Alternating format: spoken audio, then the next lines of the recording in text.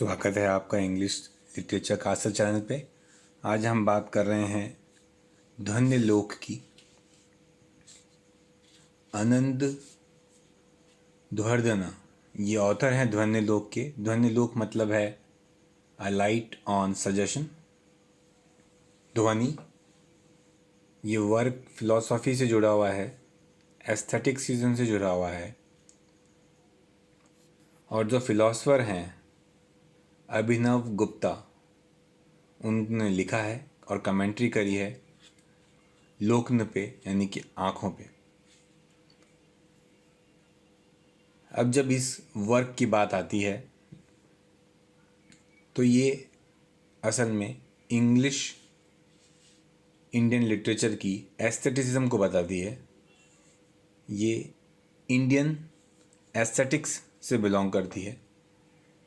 ये वो कला है जो बात करती है नाट्यशास्त्र की, थिएटर जगत की, कि किस तरह हमारे देश में थिएटर जगत काम करता है, उस बात का इसमें जिक्र किया गया है।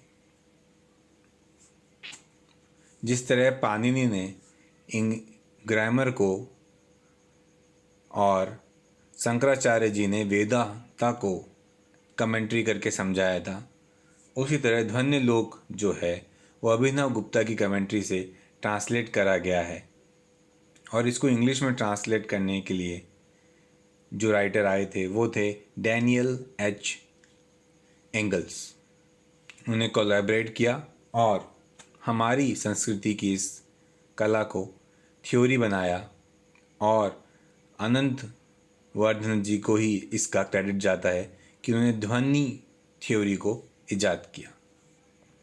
उन्होंने लिखा है कि ध्वनि यानी कि साउंड वो सोल है, एसेंस है किसी भी कविता का। ये इस थ्योरी का मेन पार्ट है। उनके हिसाब से जब भी कवि लिखता है तो वो इमोशंस को ध्वनि के रूप में ऐसे प्रोहित करता है कि उसका अलग तरह से एहसास हो सके। इसलिए अगर आपको कविता को समझना है तो उस रीडर को सुनना भी पड़ेगा उसी वेवलेंथ से उसे लिखा गया है। इस मेथड की मदद से आप कवि द्वारा लिखे गए शब्दों की सही सेंसिटिविटी, सही मापदंड को समझ पाएंगे। उनका मानना था कि शब्दों को कविता में ध्वनि के माध्यम से पिरोया गया है। ध्वनि ही वो आत्मा है जो कि उस कविता में जान डाल देती है।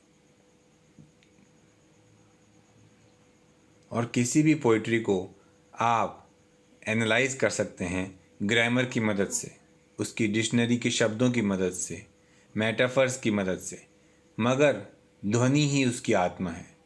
उसको आप सही तरीके से तभी समझ पाएंगे जब उस ध्वनि को आप जान पाएंगे। और उनके अनुसार वही चीज़ आपको उस कविता को एडमायर करने के लिए, उसकी तारीफ़ करने के लिए, उसको समझने के लिए अधिक शक्ति प्रदान करेगी।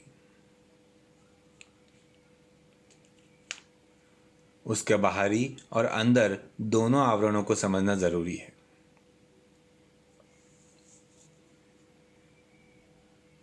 लेकिन उनका ये मतलब बिल्कुल नहीं था कि शब्दों को नकार दिया जाए। शब्दों और उनका मतलब बहुत ज़रूरी है, वो बहुत इम्पॉर्टेंट भी है।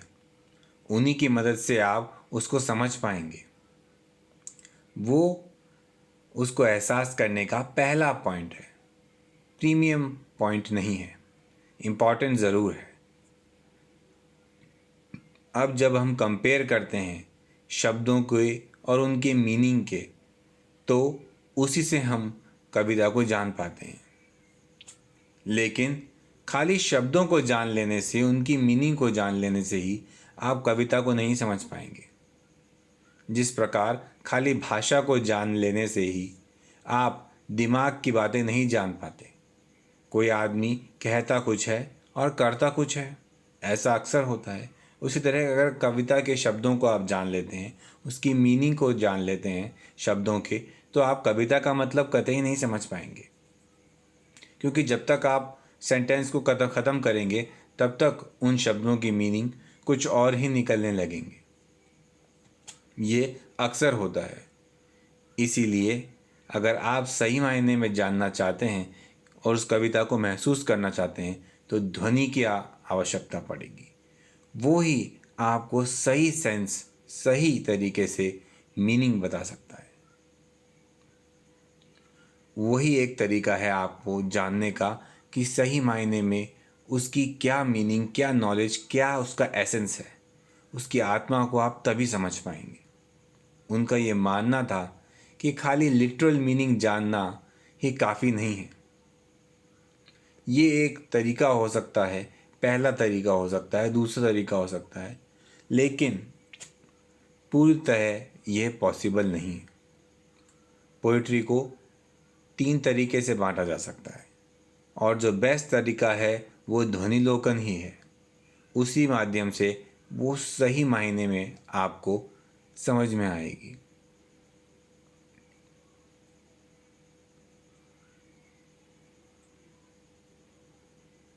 दूसरी तरीके में आप शब्दों को जा सकते हैं और तीसरी तरीके में उसकी राइमिंग स्कीम, यानी कि कोई पोइटिक रेफरेंसेस या राइम या फिर एलिट्रेशन को समझ सकते हैं। लेकिन पहला और सबसे ज़रूरी माध्यम ध्वनि ही है। इसको बहुत अलग अलग तरीके से निकाला जा सकता है, अलग अलग नेचर से समझा जा सकता है। उसके अलग अलग एलिमेंट निकाले जा सकते हैं, एक एक सेंटेंस के, पैराग्राफ के, स्टैंजा के, सबको अलग अलग माध्यम से समझा जा सकता है। इसको फंडामेंटल तरीके से बाइफर्गेट किया जा सकता है। वो कहते हैं कि सेकेंडरी मीनिंग हो सकता है और प्राइमरी मीनिंग हो सकता है। हो सकता है वो इम्प्लाइड हो या फिर सजेस्टिव हो। ये सब आप जान सकें, क्योंकि ध्वनि ही एक तरह का रस है। जो रसों की बात करी जाए तो उसमें से ये भी एक रस है, ध्वनि रस का आनंद लेना। ये एक यूनिवर्सल चीज़ है। भले ही आप मीनिंग न जानते हों, लेकिन ध्वनि सबके दिल को छूती है। ये उनका मानना था। यही इसका क्रक्स है। खाली लेक्सिकल आइटम समझ लेना ही काफ़ी नहीं है, ग्रामर को जान लेना ही काफ़ी नहीं है, शब्दों की मीनिंग को ही जान लेना काफ़ी नहीं है।